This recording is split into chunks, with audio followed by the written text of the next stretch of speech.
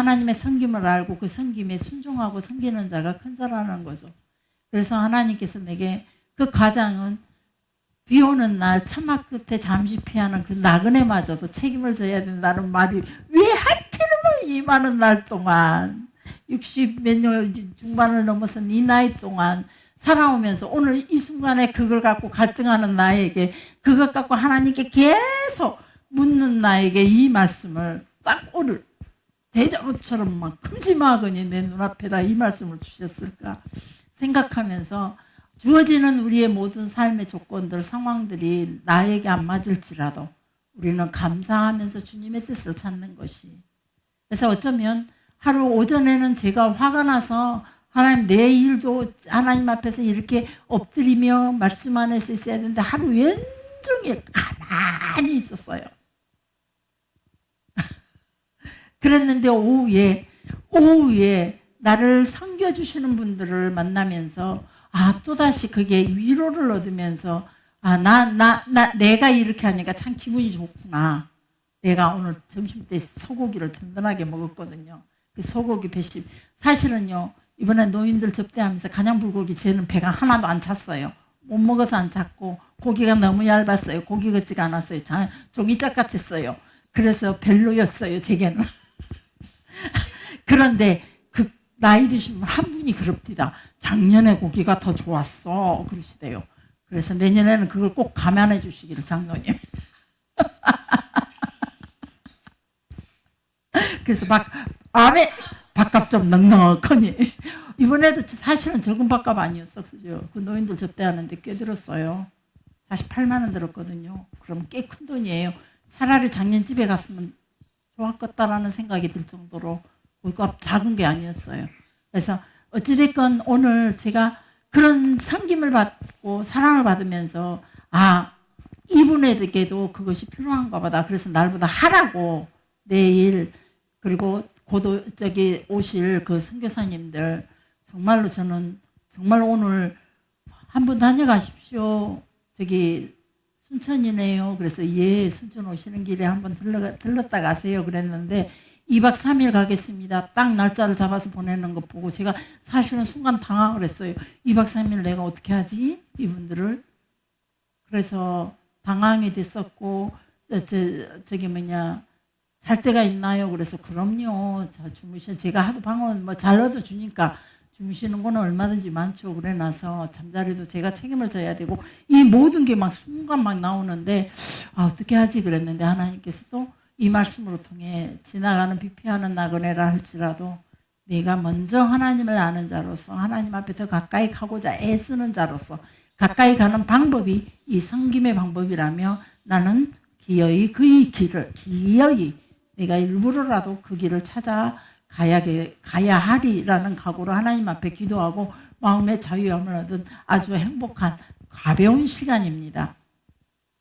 그래서 여러분들에게도 반드시 어떤 그런 일이 있었을 때 이런 것들을 생각하면서 주님의 뜻을 좀 찾아갔으면 좋겠다. 주님이 무엇을 기뻐하시겠는지 그리고 주님과 이런 깊은 영적 교제가 있었으면 좋겠다. 그래서 우리가 그냥 혼자 화나고 혼자 계산하고 혼자만 계속 어떤 불만과 고통을 가지고 있는 것보다는 계속 하나님과 교제하면서 말씀 속에서 하나님 뜻 안에서 하나님 우리에게서 원하시는 하나님의 그 예수님의 기도처럼 내 뜻이 아닌 아버지의 뜻을 내가 알기를 원합니다. 그렇게 기도하잖아요. 예수님이. 그래서 아버지의 뜻을 알기 원합니다. 나는 이렇게 불평이고 내가 그 일이 내 일입니까? 라고 기도했던 나는 불편한 일이었지만 우리는 또 예수님처럼 주님의 뜻이 어디 있습니까? 주님의 뜻이 오늘 이 일에 관해서 내가 어떻게 하면 좋겠습니까? 라고 물었을 때 그분들은 삶의 사역에 지쳐있는 그분들, 나와 같이 지쳐있는 분들, 나와 같이 지쳤던 분들, 그리고 현재 나와 같이 또 때로는 지치기도 했던 분들, 이런 분들을, 아팠던 이런 분들을 같이 함께 하는 것이 참 하나님께서 원하시는 길이겠구나라고 생각했습니다. 여러분에게 꼭 어떤 삶을 사는데 하나님의 뜻을 찾는데 결정이 할 때 이게 도움이 됐으면 좋겠다라는 생각을 합니다. 자, 성경에 보면 참 비유가 많이 나옵니다. 비유라는 것은 사실은 50% 사실을 배경으로 해서 50% 허구로 꾸며진 이야기라는 겁니다. 비유라는 것은. 그래서 예를 들자면 이 권사님하고 나오고 이 권사님하고 나오고 이런 일이 있었는데 이거는 사실은 있을 수 있는 이야기라는 거죠. 50%는 있을 수 있는 이야기예요. 그 일이 병건사하고 있었든지 때로는 고집사하고 있었든지 그런 일이 있을 수 있는 얘기. 사람들이 살아가면서 우리 사회 속에서 흔하게 있던 그 일들을 가지고 50% 이미영 권사하고 나오고 이런 일이 있다면 이렇게 그래서 일을 이루고 주고받고 이런 일이 있다면 이거는 허구라는 거죠. 사실은 이 권사하고 나오고 그런 일은 없었거든요. 다른 사람들하고는 있어도. 그래서 이런 것들이 바로 비유라는 거죠. 그래서 비유라는 것은 뭐냐? 있었던 이야기, 있음직한 이야기, 그 시대 속에서 그 문화 속에서 있을 수 있는 이야기를 가지고 설명해 주는 것이 다 사실처럼 설명해 주는 것이 그리고 그걸 그렇게 꾸며서 하나의 어떤 사건으로 꾸며서 이야기해 주는 것이 비유라는 겁니다. 그래서 비유를 보면은 여러 가지로 성경애가 예수님의 예수님께서 말씀하신 제자들을 가르치셨던 모든 말씀들은 보면은 비유가 아주 많습니다. 그래서 비유는 진짜냐 가설이냐 이걸 갖고 생각했을 때 50%는 사실이고 있음직한 일이고 있을 수 있는 일이고 50%는 허구로 꾸며진 이야기다라고 생각을 하고 그래서 신약 성경이나 구약 성경에도 예를 들자면 이런 일이 저런 일이 설명하는 것들이 이런 것들이 다 비유에 속한다는 거죠. 그리고 그 비유는 또 말하는 자의 의도에 따라서 어느 정도 꾸며지고 덧붙여진다는 겁니다. 그래서 완벽한 사실만 가지고 얘기하는 것이 아니라 내가 어떤 의도를 가지고 설명하느냐. 오늘 있었던 그 일들도 가지고 여러분에게 어떤 식으로 설명을 하느냐. 내 의도는 무엇이냐. 여러분들도 똑같이 하나님의 어떤 주어지는 환경과 여건 속에서 하나님의 뜻을 그렇게 찾아가서 결국은 여러분들이 그 말씀 속에서 진정한 자유함을 얻고 하나님의 뜻을 찾고 그 뜻에서 자유함을 얻고 그곳에서 새로운 기쁨을 경험하고 사명을 경험하고 그리고 또 그 하나님의 뜻에 순종하고 복종하며 나가면서 하나님과 완벽한 교제의 시간, 임마누엘 함께하는 시간이 됐으면 좋겠다라는 의도로 제가 어제부터 며칠 전부터 겪었던 이야기들을 여러분에게 말씀을 드렸습니다. 그는 비유는 아니지만 사실입니다. 단지 사람의 이름만 거명 안 했을 뿐이지 사실입니다.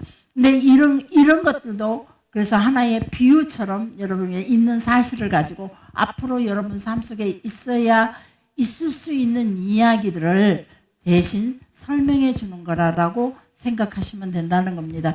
예수님의 비유는 늘 말구투 사마임, 하나님 나라를 말구투 사마임이라고 하거든요. 그래서 예수님의 그 모든 비유는 초점이 어디가 있느냐? 바로 이 말구투 사마임, 하나님 나라에 초점을 두고 설명을 합니다.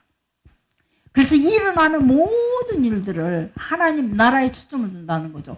제가 이 두 분의 이야기를 여러분들과 같이 이야기하는 것도 여전히 하나님 나라에 하나님 뜻에 초점을 두고 여러분과 같이 이야기하는 거거든요. 그래서 우리의 사는 삶의 이야기가 여러분이나 나나 어떤 이야기를 하든지 그 초점이 어디가 있냐가 중요하다는 거죠. 내 감정이 오늘 기분 나빴어요, 권사님. 권사님 딱 그러고 있으니까 내가 얼마나 기분 나쁜 줄 알아요? 이거는 어디에 초점을 두고 있어요? 나에게.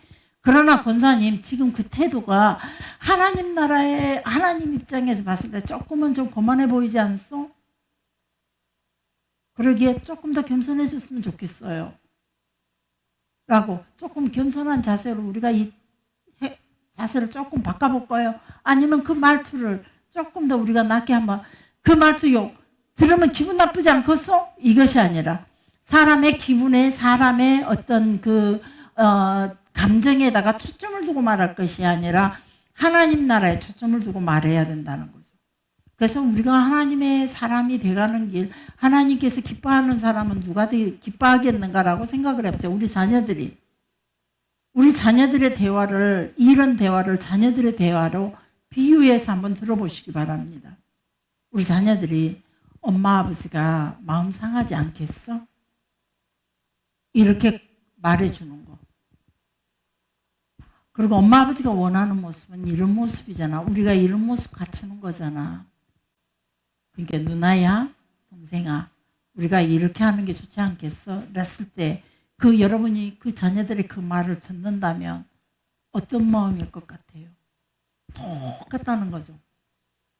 하나님은 누구에게 무엇을 허락하고 무엇을 맡기겠느냐?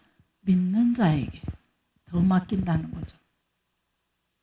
땡깡 부리고 우리가 기도도 땡깡이라 하죠. 땡깡 기도를 하라. 그러면은 하나님께서는 기회에 들어주신다. 땡깡 기도일지라도 억지로 기도, 그냥 막무가내로 기도가 땡깡 기도라고 하죠. 그렇게 기도한다 할지라도 하나님 들어주신다. 그래요. 하나님 들어주셔요.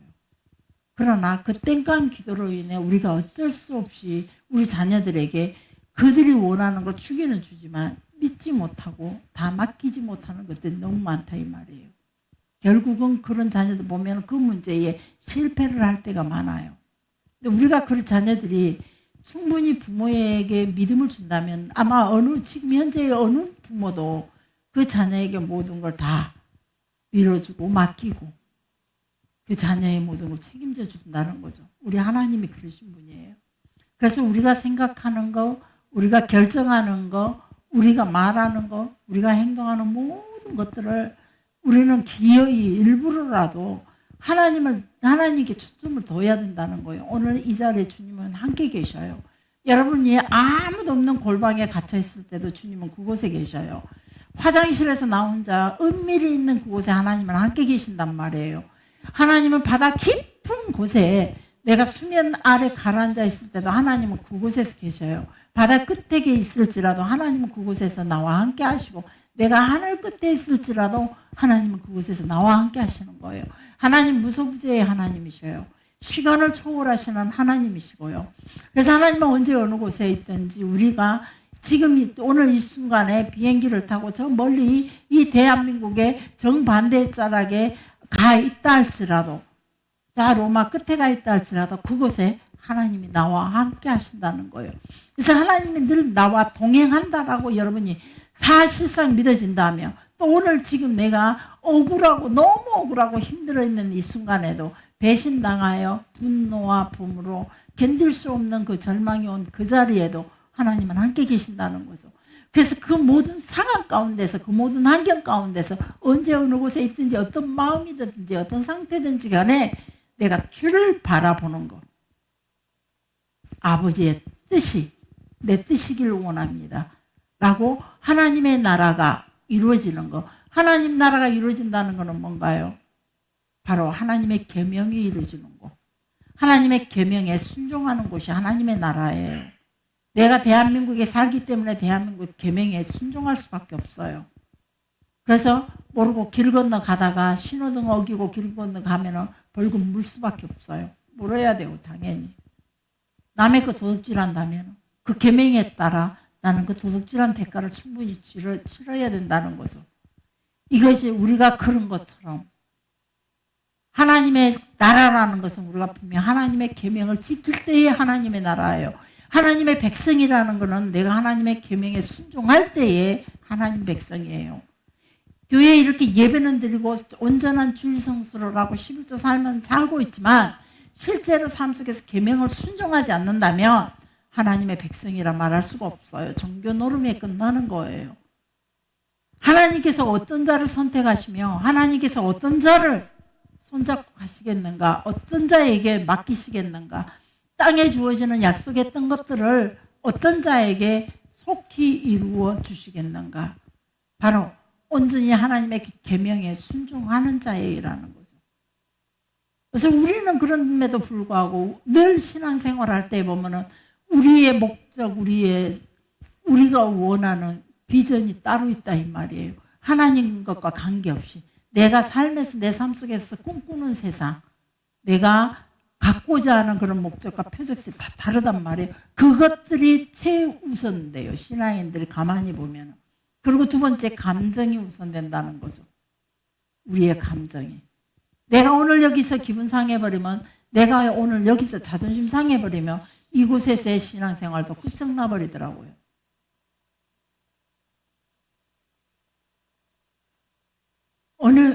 우리가 참 곤란할 때가 너무 많아요. 저도 상담을 하면서 이럴 때 어떻게 설명을 해야 하며 어떻게 하나님의 뜻일까? 내가 그 자리에 있다면 나는 어떻게 해야 되는가? 제가 생각할 수만 할수록 다 그렇다는 거 아니에요. 그리고 그게 정답은 아니에요. 큰 교회는 하나님이 안 계실 것 같아요. 너무 무서워요. 작은 교회는 감정 따라 싸움이 나죠. 큰 교회는 대부분 돈, 권세 때문에 싸움이 나요. 물질과 권력이에요. 그래서 작은 교회는 그래도 작은 교회는 크게 그런 쪽에는 욕심은 없어요. 권력 있는 사람들 없죠. 권력에 욕심 가진 사람들 없어요. 다들 겸손히 주님 앞에 있는 분이죠. 그러나 큰 교회는 달라요.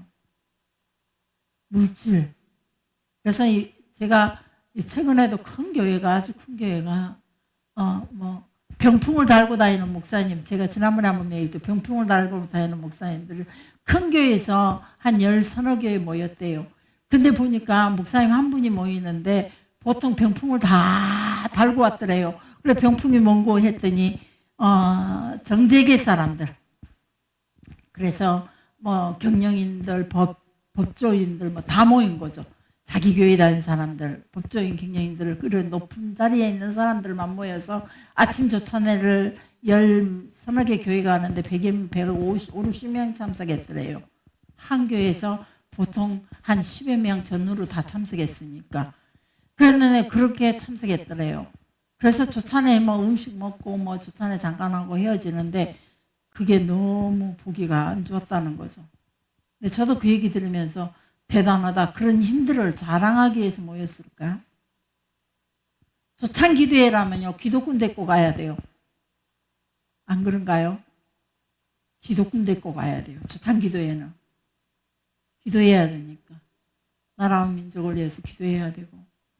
평소 기도해 오시는 분들을 선택해서 우리가 그런 데를 모시고 가야 돼요. 그 기도도 안 하고 주일만 참석하는 그 정재계 사람들을 불러다가 모아서 그 병풍처럼 갖고 의실하기 위해서 간 거예요. 근데 그런 교회가 지금 싸움이 나가지고 벌어지기 시작하니까 앞뒤 안 보고 벌어져요. 그래서 똑같다 그랬어요. 목사님도 교인들도 똑같아요. 그런 거 보면서 그것에 구원이 있을까? 그런데 돌아보면 또 구원이 없다고 할 수도 없어요. 그것 때문에 가슴 아파서 막 견디지 못해서 기도하는 사람, 그런 사람들이 있으니까. 근데 우리가 종교적인 모습만 가지고 절대 교회가 이루어진다는 것은 그건 교회 아니라는 거예요. 그냥 일반 세상의 모임일 뿐이에요. 종교라는 이름으로 모여진 하나의 공동체일 뿐이에요. 땅에 속한 공동체. 그러나 우리는요, 분명히 맹심해야 될, 죽을 때까지 우리가 기억해야 될 것, 나는 하나님 나라의 백성이라는 것. 그리고 나는 하나님의 나라의 백성이라면 반드시 하나님의 계명을 지켜야만 내가 이 나라 임조 하나 말구투 사마임의 백성이 될 수 있는 거예요. 여기서 일본인 법을 가지고 우긴 다음에 일본으로 가라 해야 돼요. 그걸 왜 우리나라에 데리고 있는지 모르겠어요. 그런 사람들은 보내버려야 돼요. 제 생각은 그래요. 일본인 법을 가지고 막 말해서 하는 사람들 보면은 그 사람은 보따리 쌓고 휙 집어 던져버려야 돼. 바닷물에 떠서 일본까지 흘러가라고 가든지 말든지. 왜 우리 하나님의 사람들이 그래요? 하나님 나라에 속해 있으면서 세상 법을 가지고 큰 소리를 치면 안 돼요. 세상 법을 가지고 말하면 안 돼요. 세상적인 내 기분, 감정을 가지고 얘기하면 안 돼요. 세상적인 나의 이권과 세상적인 나의 어떤 소유물을 가지고 얘기하면 안 된다 이 말이에요. 오직 하나님의 뜻이 이거에 집중됐는가 안 됐는가 그것만 봐야 된다는 거예요. 예수님께서 하신 모든 비유가 바로 오직 하나님 나라 말구투 사마임에 초점을 두고, 그래서 천국은 바로 하나님의 나라가 천국이잖아요. 천국은 마치 계자씨 같은, 천국은 마치 보물을 감춰둔, 천국은 마치 물고기를 잡는 어부같이, 천국은 마치라고 하면서 그 분명히 주제가 뭐냐? 하나님 나라예요. 그래서 예수님께서 하시는 모든 말씀, 예수님 입에서 나오는 모든 교육적인 말씀이 다 주제는 무엇이냐? 마지막 목표로 초점으로 두고 있는 그 말씀의 주제는 무엇이냐? 천국이에요. 예수님의 제자들에 대한 제자의 도를 가르치는 것도 마지막에 천국이고요. 부자들에 대한 비유를 말씀해 주시는 것도 천국이고, 모든 게 다 안식일의 개념으로 설교하는 모든 것들도 역시 마지막에 천국이에요. 살펴보면 우리가 성경을 읽었을 때 이런 초점을 가지고 성경을 읽어야 돼요. 그래서 비유가 됐든지 아니면 일반적인 예수님의 교훈의 말씀이 됐든 설교가 됐든 목사님의 설교를 할지라도 여러분과 나누는 성경 공부하면서 나누는 이 이야기를 할지라도 초점이 어디냐, 그게 문제예요. 제가 아무리 초장에 오늘 이 시간에 초에 내가 얘기 나눴듯이 그 어떤 목사님 사모님이 이야기를 꺼냈고 선교사님 얘기를 꺼냈지만 초점이 무엇이냐, 이 이야기를 꺼낸 초점이 무엇이냐가 중요해요. 나의 간증을 하는 것도 이 간증의 초점이 무엇이냐, 바로 하나님의 뜻에 둬야만 된다는 거예요. 나는 내 간증을 하면서 나는 이 고생했고 난 저 고생했고 그때 내가 이렇게 참았고 내가 소가지가 좋아서 참았고 내가 이래서 나 며칠 전에도 우리 목사님한테 그랬어요. 목사님이 이런 말씀을 하시더라고요. 참 젊었을 때 생각해보면 내가 당신한테 진짜 너무 당신을 몰랐던 것 같아. 모르는 채고 살았어 그러더라고요. 그래서 그때 내가 이렇게 말했어요. 그때 깨달았어요. 제가 뭔 줄 아세요? 내가 참 사람이 좋아 그랬어요. 그때 그래서 말을 해놓고 착 깨닫는 거예요. 내가 말씀의 계명에 순종했어. 이렇게 대답했어야 되는데 후회가 그냥. 이럴 때 저기 누구야, 우리 은찬 집사님 하시는 말씀이 우리 사모님도 사모님으로 통해 유를 얻었어. 우리 사모님도 인간인가 봐. 그런 데만 은혜를 받아요. 나의 인간된 모습의 은혜를 받으면 안 돼요. 그거는 죄예요. 그래서 이게 하나님 은혜였어. 하나님이 나한테 시켰어. 이럴 때 은혜를 받아야 돼요. 아멘요? 제가 누구에겐가 참 제가 이현찬 집사님 자랑 많이, 우리 교인들 자랑 많이 해요. 그런데 자랑 안 한 게 그 사건이에요. 내가 이러고 말했더니 그것 갖고 은혜 받았대요. 우리 집사님 한 분이. 좀 보태기를 했죠. 일부러 찾아와서 말씀하셨어요. 그렇게 죽었다고 그 목사님도 또 웃어요. 사실 그건 내가 말 실수한 거예요. 순간적으로. 그래서 저도 목사님한테 말해놓고 나서 후회를 많이 했어요. 그 순간에 탁 드는데 성령께서 너 이놈아 봐라. 너도 이 순간에 네가 또 목사님이 오냐 해준다. 그새 생각이 그냥 내 감정으로 탁 돌아와 버린 것 봐요. 세상 조건으로. 그래서 이럴 때 나도 여전히 이런 모습으로 늘 실수하고 있지만, 인간적인 모습을 가지고 실수하고 있지만, 우리가 꼭 기억해야 될 것, 모든 일에 하나님 뜻에 하나님께 초점을 두고 생각하고 하나님께 초점을 두고 말해야 되고 행동해야 된다는 것. 그래서 그때 목사님이 젊었을 때 당신 진짜 이랬었는데 저랬었는데 그랬을 때 내가 진짜 그때 하나님 성령께서 나를 붙잡으신 것 같아.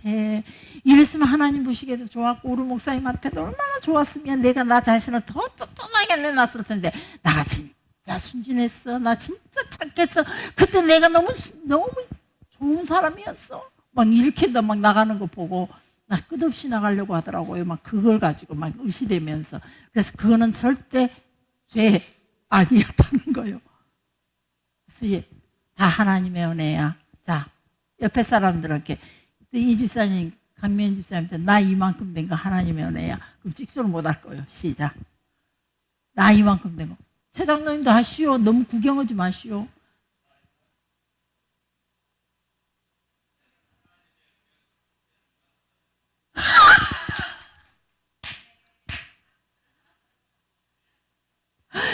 자. 이미연 권사가 목사님 사모님한테 이랬대요. 성경 공부께 이 이야기 괜찮아요. 설교 시간 같으면 이러면 안 됩니다. 자, 어찌됐건 마지막 우리가 주제가 마지막 무슨 얘기를 하든지 얘들아 너희들 왜 이랬어? 엄마 아빠가 얼마나 기분 나쁘겠니?가 아니라 하나님께서 너희들을 기뻐하시는 모습이 어떤 거겠니? 라고 말을 하는 게 그 초점을 두고 그래 꾸중을 하더라도 우리의 생각 속에는 구태의 우리의 입으로 하나님이란 단어를 올리지 않더라도 우리가 선한 사람으로서 어떻게 살아야 우리의 모습 그리고 누가 우리에게 인생 가운데서 누가 우리에게 생각하는 대로 맞춰줄 수 있을까? 바로 그분에게 잘 나를 잘 본 사람들이 된다는 거죠. 그래서 우리가 하나님 앞에 잘 보일 때에 하나님 나에게 모든 걸 맡기신다는 거죠. 지금은 나를 하나님께서 우리를 훈련시키는 것 같지만 어느 순간에 하나님께서 허락하시는 그날은 여러분과 여러분 자녀들이 하나님 앞에서 이 나라의 민족 위에서 얼마나 많은 하나님의 능력과 권능들이 드러날지 여러분 저는 매 순간마다 정말로 감사해요.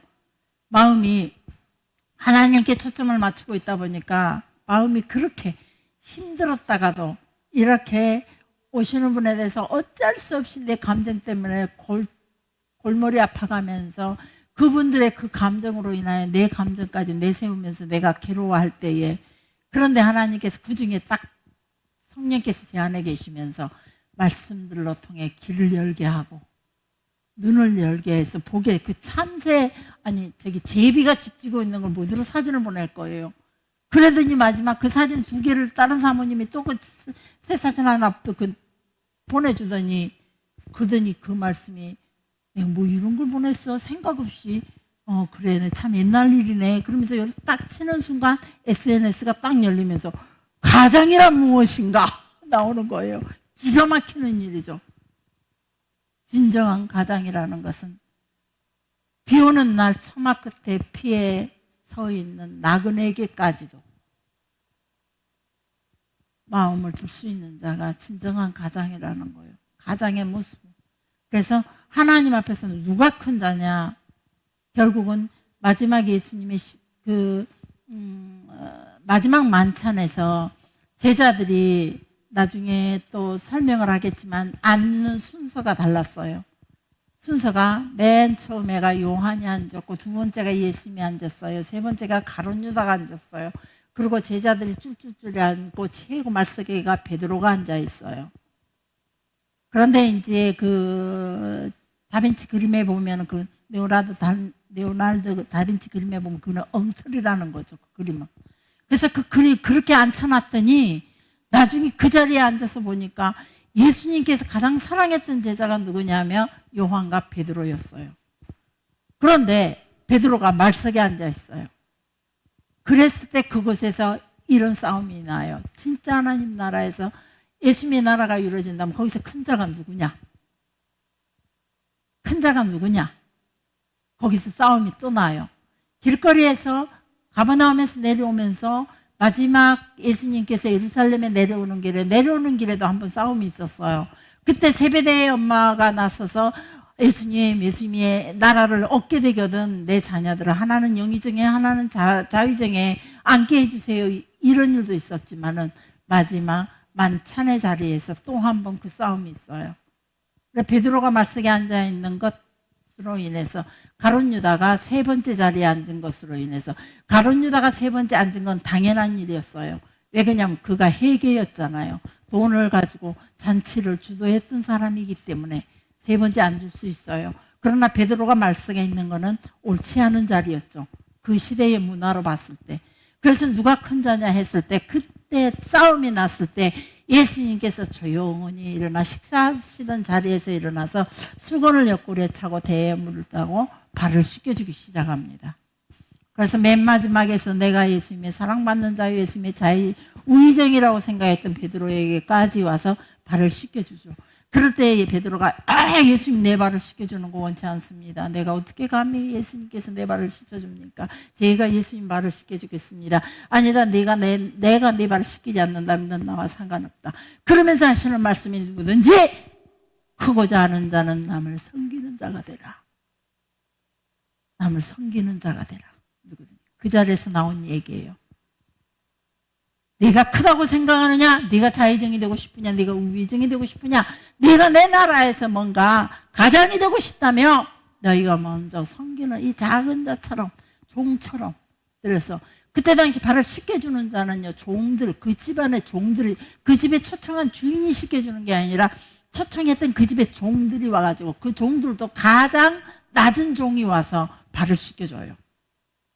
종 중에도 내버리듯이 가장 낮은 종들이 와서 초청된 손님들의 발을 씻겨주거든요. 그런 자를 예수님께서 씻기면서 너희 중에 누군가 높고자 하느냐? 그렇다면 먼저 너희가 낮은 자가 되어서 발을 씻겨줘라. 종이 되어서 그들을 섬겨라.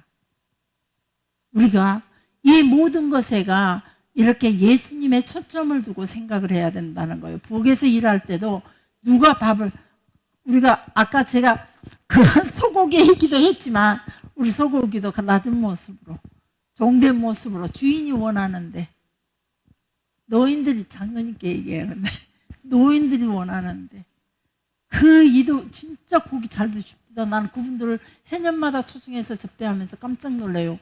저보다 더 잘 드셔요. 정말 잘 드셔요. 노인들이 기가 막혀요. 그래서 그 노인들이 그래도 우리가 그분들을 섬기러 갔으니까 내년에도 잘 먹입시다.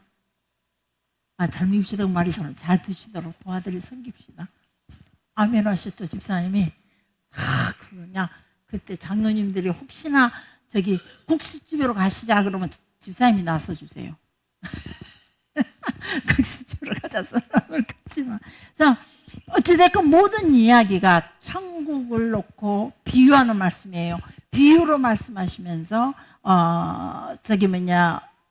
하나님의 나라를 마치 예수님께서 그때 당시는 비유로 얘기하자 알아듣는 사람만 알아듣고 알아듣지 못한 사람 못 알아들어요. 그럴 때 제자들이 왜 숨기시려 하십니까? 라고 물어요. 그때 예수님은, 그거는 예수님이 숨기려는 의도인 것처럼 말하고 있지만 그게 지금 지내오면서 수많은 이제 성경에서 제가 많이 오류를 발견하는데, 유대인의 성경에서 보면은 지금 현재 우리가 가지고 있는 성경에 오류가 엄청 많아요. 그 많은 오류들이 발견되는데 그게 보면은 그 시대가 그때 시대와 지금 시대에 엄청난 사람들의 생각과 구조의 변화가 있고 각 나라마다 문화의 변화가 있어요. 그래서 그런 것들을 서로 그때 시대 속에다 자꾸 맞추는 거예요. 우리말 성경, 공동번역, 이 모든 것들은 시대 속에서 계속 변천되어 오는 말씀들이라고 생각하면 돼요. 그래서 다시금 이제 그런 너무나 성경들이 많이 변천돼서 오다 보니까 킹 제임스 성경이라고 옛날 성경이 히브리 헬라 성경으로 되어 있던 성경들을 모아서 번역한 킹 제임스 영국 킹 제임스 왕이 사람들을 불러다가 번역했던 그 성경을 다시 요즘 드러내놓고 있어요. 근데 그것을 이단에서 먼저 꺼냈어요. 킹 제임스 성경을 구원파 말고 전도관에서 먼저 썼어요. 그래서 일반 우리 그때 킹 제임스 성경을 제가 여러 성경 공부하면서 교인들한테 소개했을 때 어떤 집사님 제게 그 SNS에서 나오는 이야기와 그런 걸 가지고 저한테 캡처해서 보내면서 이단이 사용하고 있는 성경을 가지고 왜 사용하냐라고 묻더라고요. 근데 그 이단 성경이 아니에요. 연꽃도 그런 거에 비해서 제가 그런 비유를 자주 하죠. 연꽃도 사실은 하나님께서 창조하신 창조물이에요. 불교가 갖다 쓰니까 제가 연꽃 그림을 그렸더니 왜 불교인이 그리는 그림을 불교 꽃을 그리냐 그래요. 그러는데 그런 것들이 보면 저희가 이제 배우는 순서에 의해서 이렇게 그림을 그려봤는데 그것이 사실은 원초적으로 따져보시면 그건 하나님께서 주신 것들이에요. 우리가 너무나 많이 뺏겼어요. 사단에게. 하나님 주신 것들을 사단에게 다 뺏겨가지고 모든 게, 이 땅의 모든 것들 대부분이 사단의 전용물이 돼버린 거예요. 거기에 대해서 우리는 분해해야 돼요. 사실은 우리 것으로 찾아야 되죠. 하나님의 것이기에 우리가 하나님의 것을 인정을 해야 돼요. 근데 우리 그리스도인들이 그 인정이 안 돼요. 사단이 들고 있었으면 그건 사단 거예요. 도둑이 들고 있었으면 도둑이고 내 걸로 찾아야 되는데 도둑이 들고 있었으니까 도둑 것이 돼버려. 그거는 인정하지 못하면서 하나님 것은, 내 것은 기어이 어떤 상황에서도 찾으면서 하나님의 것은 찾지를 못해요. 하나님의 뜻을 우리가 하나님께로 우리의 초점을 두지 못한 까닭이라는 거죠. 그래서 천국은 마태복음 13장 11절에 보면은 예수께서 왜 모든 걸 이렇게 비유로 말씀하십니까? 마태복음 13장 10절에 어찌하여 저희에게 비유로 말씀하십니까? 라고 물어요. 비유를 어떻게 보면 예수님께서 무리에게는 하나님의 나라를 숨기려는 어떤 의도를 가지고 있다라고 이렇게 여러분들 읽으면서 생각할 수 있겠지만은 사실 예수님께서는 그 다음 뭐라고 말씀하시냐면 11절에 예수께서 대답하시되 천국의 비밀을 아는 것이 너희에게 허락되었다 이 말이에요. 그들에게는 허락되지 않았다.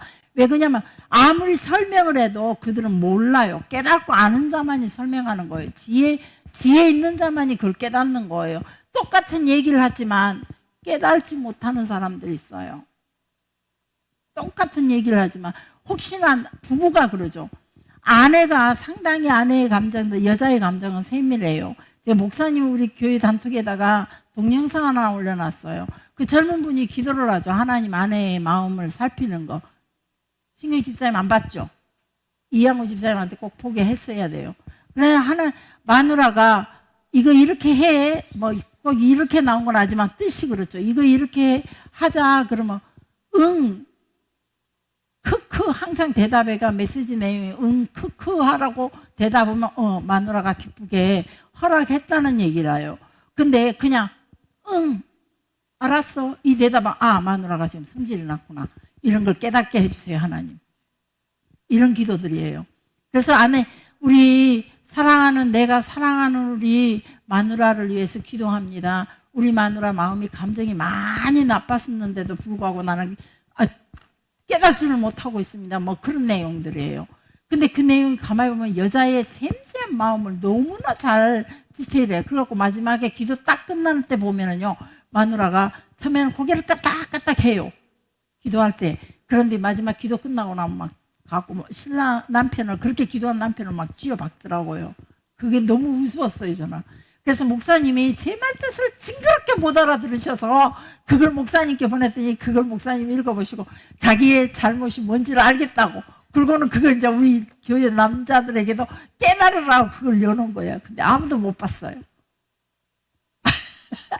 보셨대요? 이게 섬세하게 그런 것들을 여자들은요.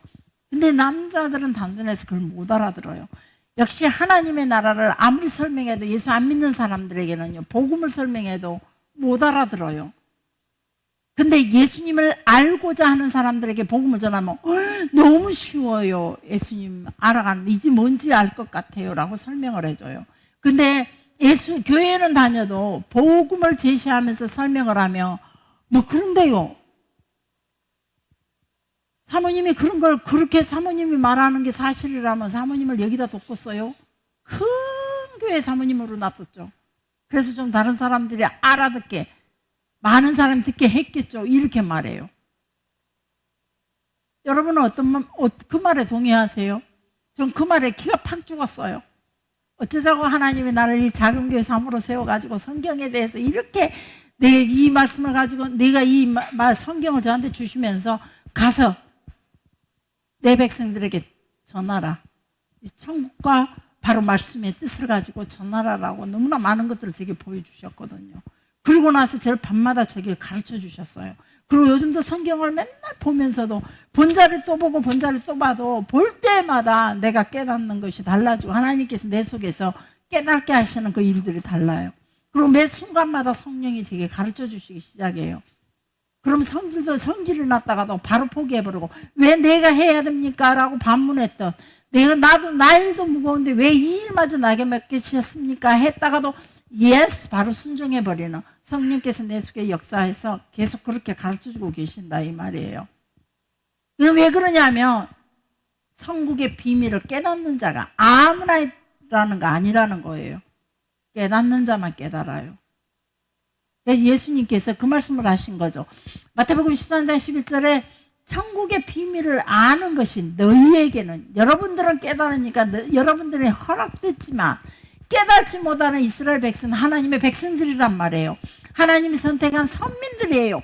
그들임에도 불구하고 그들은 깨달지 못한다는 거예요. 말씀에 대해서 너무 잘 알아요.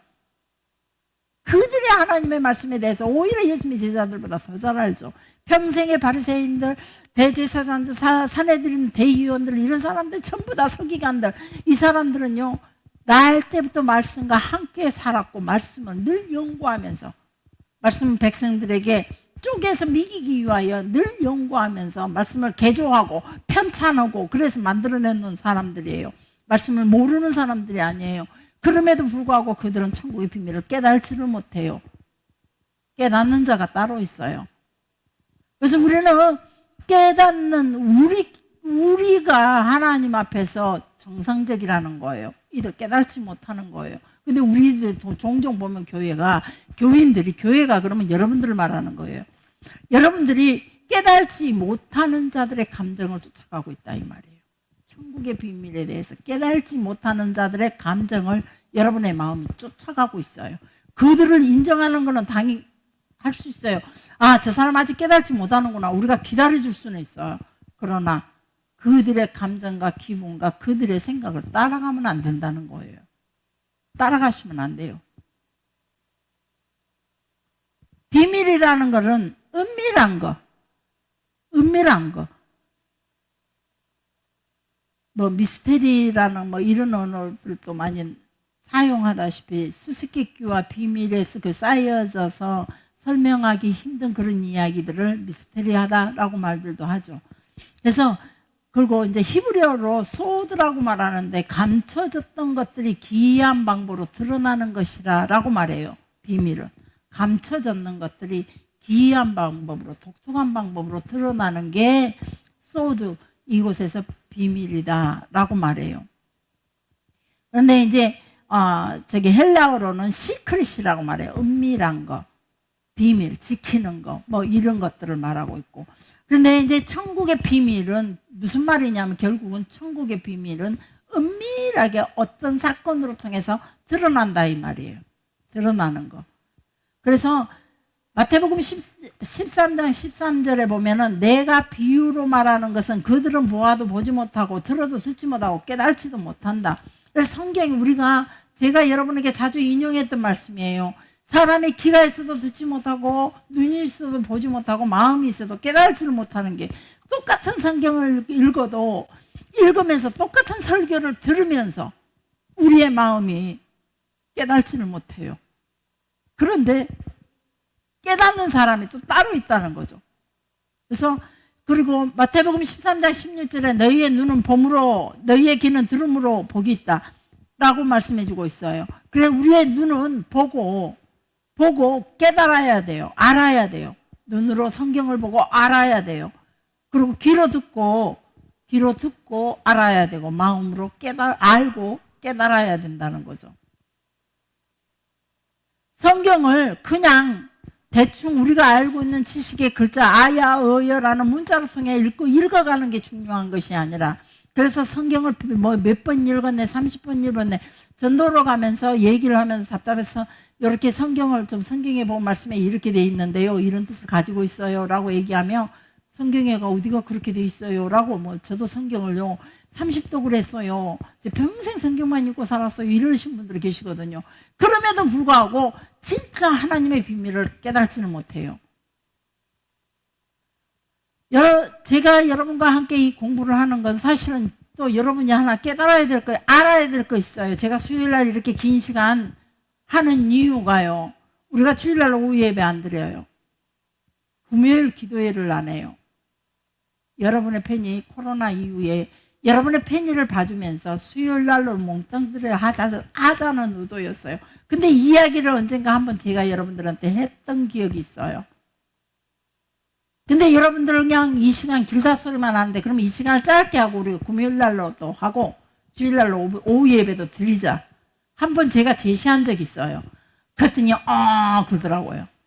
이미 이 생활이 너무, 코로나 이후로 이 생활이 너무 젖어들어서 주일 저녁 예배든 오후 예배든 점심 먹고 예배 드리자. 그래서 여러분 이 시간이 길다고 말씀하시면 안 되고 그래서 이 시간을 결석하면 안 돼요. 일주일에 2번의 공식 예배뿐이에요. 여러분에게는. 이 시간에 뽕을 빼자는 거죠. 하나님 앞에서 우리가. 그래서 통성기도도 금요일날 하는 통성기도도 하고 그리고 새벽 예배만 빠지지 않는다면 기도의 삶에 하루라도 빠지지 않는다면 그래도 그 시간 구태여 안 모여도 충분하겠다라고 생각을 해왔죠.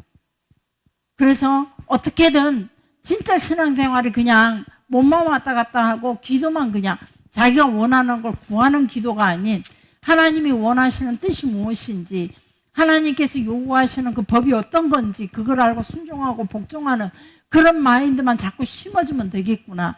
그러면은 일주일에 한 번 예배드린다 할지라도 유대인들처럼 성전에 모이는 것은 유대인들은 성전에 모이는 것은 절기 때 매년 절기 때마다 모였지만은 그들이 해당에 모이는 것은 날마다 모였어요.